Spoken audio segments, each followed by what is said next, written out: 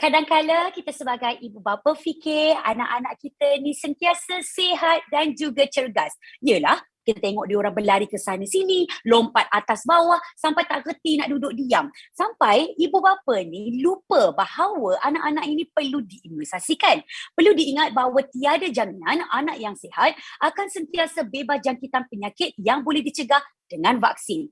Penyakit boleh menjangkitinya bila-bila masa saja tanpa kita duga. Dan jika seorang anak itu divaksinasi, dia mungkin akan dilindungi daripada penyakit-penyakit ini. Bertemankan saya Fiza Frizi dalam Tanya Pakar dengan topik kita vaksin untuk si manja, di mana sesi ini ditaja khas oleh Pfizer Malaysia. Semua pengisian ialah pendapat dan pengalaman pembicara dan tidak semestinya mewakili pandangan atau pengesyoran dari Pfizer. Dengan ini bercakap mengenai topik kita vaksin untuk si manja, bersama dengan kita sekarang ini adalah konsultan pediatrician iaitu Dr. Chin Y. Siong. Hello Dr. Chin, how are you? I am good. Apa khabar semua ibu bapa? Baik. Ibu bapa pun menyahut. Baik, doktor. Okey. Doktor, saya mungkinlah bercakap daripada wakil ibu bapa apabila kita bercakap tentang proses imunisasi. Antara yang sering kali kita dengar, apakah yang dimaksudkan tentang imunisasi? Dan pelbagai banyak kita panggil sebagai vaksin untuk kanak-kanak dan juga kepada bayi. Kadang-kadang pneumokokal nak beberapa dos, meningokokal dengan campak, dengan vaksin flu dan pelbagainya. Boleh ke seorang bayi yang baru dilahirkan menerima semua vaksin ini? Silakan doktor.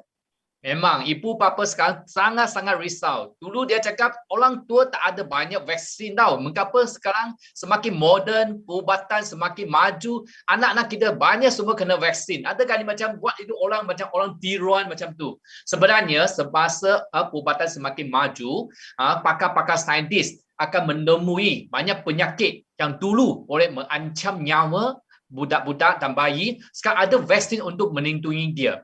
Tapi ibu bapa sangat risau, anak saya sihat, mengapa kena terima banyak vaksin? Bolehkah imun sistem mereka boleh tahan ke tidak? Sebenarnya boleh. Sebenarnya tengok, bayi keluar dari rahim ibu, mereka kena dapat banyak cabaran dari kuman-kuman yang cuba menyerang mereka. Tetapi dengan ratusan kuman di sekelilingnya, mereka masih boleh menawan dan jadi sihat. Oleh itu, imunisasi itu yang macam terlalu banyak untuk ibu bapa tengok, sebenarnya tidak membebankan dia sistem pertahanan mereka. Sebenarnya, awak tengok keupayaan bayi selepas lahir dari rahim, adaptasi sangat mengagumkan. Tadi dulu tak tahu berjalan, berdiri, makan, cakap semua kan. So sama, sistem imunisasi mereka kalau diberikan banyak vaksin ini tak akan membebankan mereka. So ingat ibu bapa, jangan terlupa imunisasi bayi kamu. Betul. Terima kasih Dr. Chin. Ingat, jangan lupa untuk imunisasi bayi anda ataupun kanak-kanak. Kenapa sebenarnya kan doktor? Sesetengah vaksin tu kita kena ambil dosnya berulang-ulang kali. Sebagai contoh, macam vaksin pneumokokal memerlukan beberapa dos untuk bayi dan juga ketika mereka dah pun membesar menjadi kanak-kanak pun nak kena ambil lagi dengan vaksin pneumokokal. Mungkin boleh kongsi dengan kami jawapannya. Okey, setiap vaksin ini berkandung kepada sifat vaksin dia, macam dia disuntik kepada dalam badan, dia akan merangsang imun sistem untuk lawan, untuk buat antibody untuk lawan penyakit yang sebenar. So, dari kajian klinikal, mereka akan buat keputusan satu vaksin itu kena suntik berapa kali, kemudian disusuli dengan pengkarat.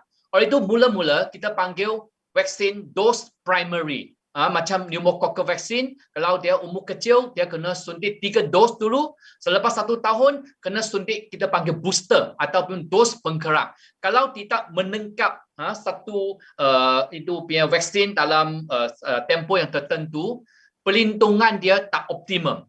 Oleh itu, ibu bapa, kalau anak kamu macam tidak dapat itu vaksin dalam masa yang tertentu ataupun terlupa, cepat-cepat berbincang dengan doktor dan jururawat supaya cepat-cepat dapat dos penggerak. Kalau tidak, pelindungan dia tidak lengkap, justru itu mereka mungkin dapat penyakit itu. So ini sangat-sangat penting.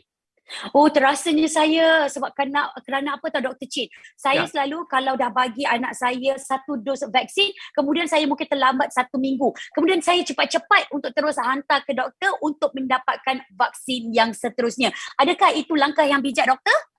Kalau boleh, cuba ikut itu temu janji yang diberi. Tapi kalau temu janji itu awak sudah terlepas, cuba cepat telefon doktor, mereka akan bagi tarikh temu janji yang secepat mungkin. Tapi kadang-kadang ada vaksinasi awak kena diberi pada jangka waktu, ada satu jangka masa. Kalau awak terlepas betul-betul jangka masa itu, mungkin awak kena buat sekali lagi, semula lagi. Oh, Ya. baik. Itu adalah penjelasan yang cukup hebat daripada Dr. Chin ya. Dan antara satu soalan popular yang biasa kita dengar tentang pemvaksinan ini, bukankah keimunan asli adalah lebih baik dari pemvaksinan? Apa pendapat Dr. Chin sendiri? Kalau budak itu terdetek kepada jangkitan asli, iaitu biasa kita tahu, something natural asli memang bagus. Tak semesti. Sebab macam penyakit yang sangat berbahaya. Bukan saja boleh membawakan maut, kadang-kadang dia buat komplikasi. Umpamanya pneumokoka, penyakit pneumokoka. Kalau kanak-kanak kita dapat penyakit itu, dia bukan saja membawakan maut, kadang komplikasi seperti dia menyerang paru-paru, jantung dan otak. Oleh itu, kalau kita mendetakkan kanak-kanak kita mendapat penyakit itu secara semula jadi, memang penyakit itu menyebabkan budak itu ada kena penyakit, tapi pada waktu sama dia akan buat antibody dan dia mungkin boleh sembuh. Tapi adakah ini risiko ibu bapa kena hampir ke tidak sebab kalau budak ini kena penyakit?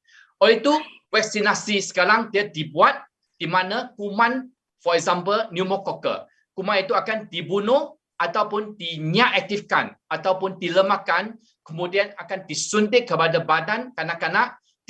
Saya boleh bagaikan sebagai satu kunci. Kunci itu disuntik kepada badan kanak-kanak. Kunci itu akan melatih askar badan kanak-kanak buat antibody. Antibody saya boleh bagaikan sebagai macam anak kunci. So anak kunci ini boleh membuka kunci itu dan kemudian melindungi badan kanak-kanak. So kunci itu akan secara lama-lama tertinggal dalam badan budak. Kalau budak itu tiba-tiba terkena penyakit secara semula jadi pada waktu akan datang, kunci itu sebagai antibody boleh melindungi budak itu. Oleh itu, saya suggestkan vaksin itu akan diberi kepada kanak-kanak untuk melindungi badan kanak-kanak. Yes, jangan pernah ambil risiko ya dan mendedahkan anak-anak anda kepada penyakit-penyakit yang kita tak boleh nak jangka seperti pneumokoka. Tetapi Dr. Chin, masih lagi ramai di antara kita, lagi-lagi kepada papa-papa, kepada mama-mama yang keliru di antara pneumokoka dan juga meningokoka. Mungkin Dr. Chin boleh jelaskan perbezaan di antara dua penyakit ini, adakah ia adalah penyakit yang sama ataupun bagaimana? Silakan Dr. Chin. Okey, sebenarnya dua penyakit ini lain. Mengapa dia ada panggil ni pneumococcal dan meningococcal? Coccal sebenarnya dari perkataan Latin, dia macam anggur. Sebab dalam mikroskop, dua-dua kuman ini dia berbeza. Dua-dua kuman ini dia ada bentuk macam anggur. That's why panggil coccus. Tapi Streptococcus dia disebabkan kuman yang dipanggil Streptococcus pneumonia. Dia mula-mula ditemui dekat paru-paru. That's why dia panggil Streptococcus pneumonia. Pneumonia bermaksud jangkitan kuman dekat paru-paru. Meningococcal di mana dia ditemui dekat selaput otak panggil meninges. Sebenarnya dia dua jenis penyakit lain disebabkan oleh dua jenis kuman yang lain. Dua-dua kuman ini, penyakit ini pun boleh menyebabkan jangkitan ke otak sebenarnya. Kemudian dua-dua penyakit ini ada vaksinasi sendiri. Oleh itu ibu bapa jangan terkeliru di mana kalau awak dapat vaksinasi pneumokoka, dia tak melindungi anak kamu daripada kena jangkitan meningokoka. Oleh itu cuba bincang dengan jururawat dan doktor pasal tentang vaksin dua-dua ini. Sebenarnya dua-dua lain. Dan tambahan lagi, meningokoka bukan saja dia mencacatkan otak, dia juga melumpuhkan saraf budak itu.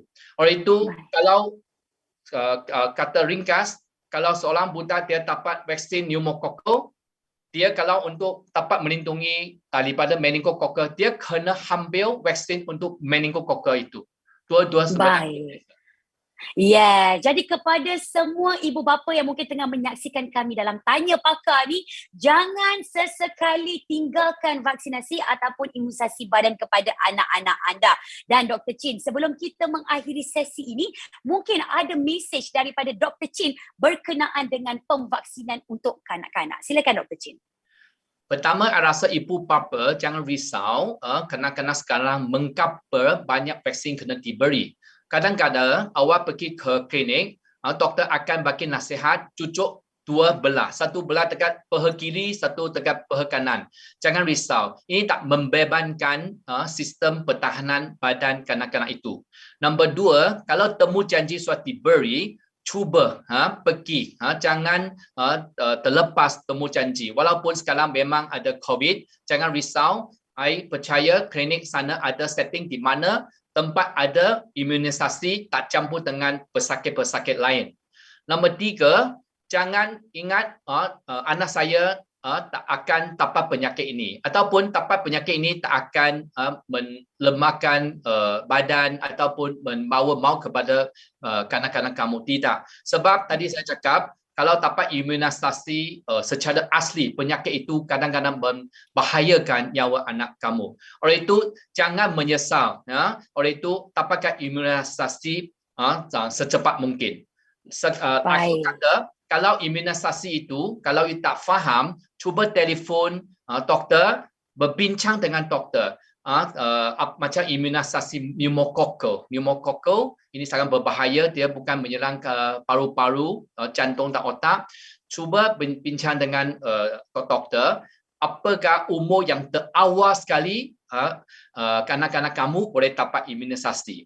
Selain itu, pneumococcal pun banyak jenis dalam pasaran. So, cuba bincang dengan doktor, dapatkan banyak maklumat supaya kamu dapat keputusan yang termaklum.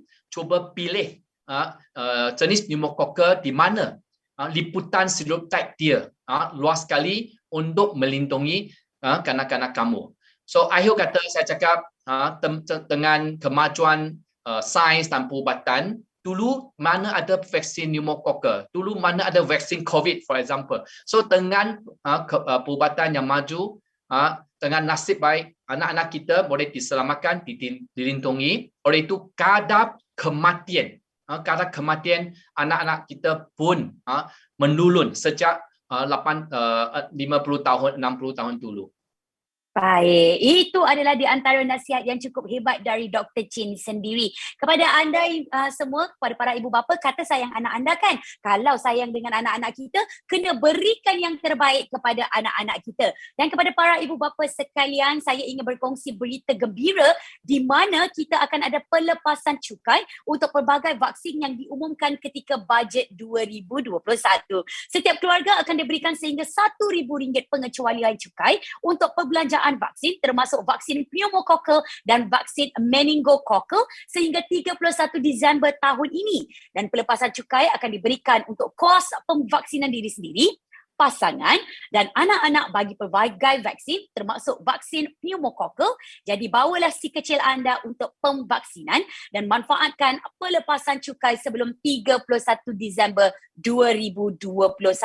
Dan saya juga nak ulang sedikit mesej daripada Dr. Chin tentang bagaimana kita perlu belajar tentang pemvaksinan pneumococcal. Silalah rujuk doktor anda dan tanya tentang pemvaksinan awal. Sebagai contoh, dos pertama vaksin pneumococcal boleh diberi seawal umur 6 minggu untuk melindungi anak-anak kita. Ambil tahu juga apakah di antara pilihan yang ada dan liputan serotype vaksin-vaksin ini. Penting untuk kita ada perbincangan aktif dengan doktor kita tentang liputan serotype supaya kita boleh membuat keputusan berilmu untuk anak-anak tersayang. Semoga kekal sihat dan selamat dan terima kasih juga kita ucapkan sekali lagi kepada Dr. Chin di mana Dr. Chin cukup hebat sekali menjelaskan kepada kita tentang pemvaksinan awal. Terima kasih banyak kita ucapkan kepada Dr. Chin Wai Siong selaku konsultan pediatrician. Sehingga kita berjumpa lagi dalam Tanya Pakar yang dibawakan khas oleh Pfizer.